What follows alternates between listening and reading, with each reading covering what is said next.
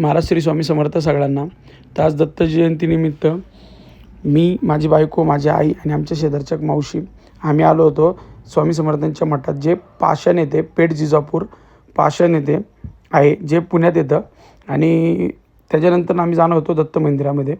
पण ह्यावेळेस मठाची मॅनेजमेंट एवढी भारी केली होती प्रत्येकाने, की सजावट बी भारी आणि मुळात म्हणजे एकमेकाला धक्काबुक्की लागणार नाही याची सोय करून ठेवली होती, गर्दी होणार नाही याची सोय करून ठेवली होती.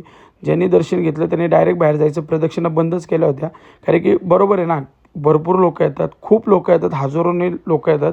आणि मग मठामध्ये जर 50-100 लोक असतील तर ते मॅनेजमेंट करायला पण चुकतं. त्याच्यामुळं सरळ गोष्ट होते की पाया पडायचं, दर्शन घ्यायचं आणि तिकडल्या बाजूने बाहेर जायचं. आणि ह्या मॅनेजमेंट चुकल्यामुळे इतकं भारी झालं की गर्दी वाटत होती, गर्दी होती अशी नाही, नव्हती अशी नाही, पण गर्दी होती, पण ती कळून नाही आली. त्याचं कारण असं होतं की दर्शन घेतल्या डायरेक्ट बाहेर जायचं. बरेचसे लोक नंतर म्हणजे आम्ही 8:30-9च्या दरम्यान गेलो होतो, तर लोक बसली होते. आणि आता ठीक आहे, जर गर्दी नाही आहे तर लोक बसतात, पण गर्दी हळूहळू वाढतच होती. कारण की आमच्या इथं भरपूर ठिकाणी गर्दी होती. आणि दुसरी गोष्ट असं झालं की ह्यावेळेचा जो प्रसाद होता तो डायरेक्ट पॅक करून द्यायचा होता. कारण की मठाची जागा छोटी असल्यामुळे खूप लोक प्रसादासाठी येतात आणि कोणालाही प्रसाद न मिळता कोणी जाऊ नये किंवा वेटिंग करायला लागू नये म्हणून त्यांनी पूर्ण पॅक करूनच प्रसाद दिले होते. त्याच्यानंतर आम्ही आलो सुसरोडला दत्त महाराजांच्या मठात. दत्त महाराजांच्या मठात अफाट गर्दी होती. कारण की तुम्ही बघू शकता, पाया पडायला म्हणजे महाराज पण दिसत नव्हती, एवढी गर्दी होती. पण तरीसुद्धा आम्ही कसंबसं आतमध्ये गेलो. आतमध्ये गेल्याच्या नंतर दत्त महाराजांचं दर्शन घेतलं. तुम्ही दत्त महाराजांचं दर्शन घ्या. दत्त महाराजांचं दर्शन घेतलं. मग त्याच्यानंतरनं मी थांबलो. जिलबी आणली होती, 1.25 किलो जिलबी घेतली होती. त्यातली अर्धी जिलबी श्री स्वामी समर्थांच्या मठात दिली होती आणि राहिलेली जिलबी अर्धी इकडं दत्तगुरू महाराजांच्या मंदिरात आणली होती. त्याच्यानंतरनं मग म्हटलं आता काय करायचं, म्हणून बायकोला म्हटलं की मी प्रत्येकाला प्रसाद वाटतो. आणि मग प्रसाद वाटायला थांबलो. तसं जेवण मागच्या साईडला जेवण होतं, पण कसं आहे की आपलं बी थोडीशी सेवा झाली पाहिजे नाही का. त्याच्यामुळं प्रसाद आपल्या हाताने बी थोडासा वाटला गेला पाहिजे म्हणून प्रसाद वाटत होतो.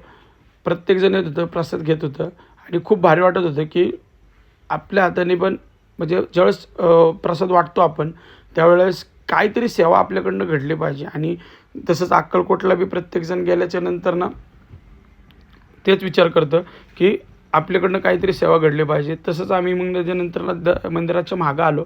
मागं तुम्ही बघू शकता 4 ते 5 वेळा भात परत केला, वरण परत केलं. एवढं गर्दी होती, तुम्ही बघू शकता. भांडे रिकामे झाले होते, भाजी संपली होती.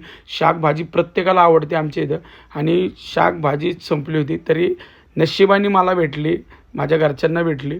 आणि तुम्ही बघू शकता शिरा पण परत लावला होता आणि साजूक तुपातला शिरा आहे. शिरा खूप भारी झाला होता, भाज्या खूप झाल्या होत्या, वरण भात बी खूप भारी झाला होता. तुम्ही गर्दी पण बघू शकता.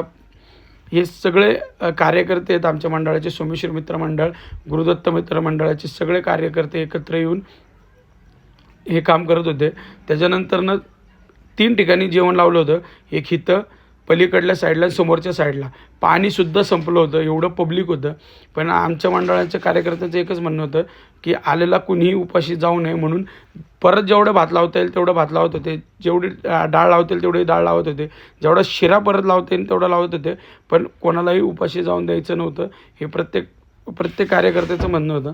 आणि त्याच्यामुळे त्या तयारीत लागले होते. तरीसुद्धा तुम्ही बघू शकता लोक ग्राउंड असल्यामुळं आम्हाला एक फायदा आहे की प्रत्येकजण तिथं बसून जेवू शकतो. आणि तेच झालं. बरोबर सगळे जे येत होते ते खाली बसत होते. कोणालाही असं नव्हतं की खाली बाबा कसं बसायचं, काय बसायचं. स्टँडर्ड ते स्टँडर्ड, गरीब ते गरीब, पण प्रत्येकजण येऊन इथं खाली बसून जेवत होता आणि तेच खूप भारी वाटलं.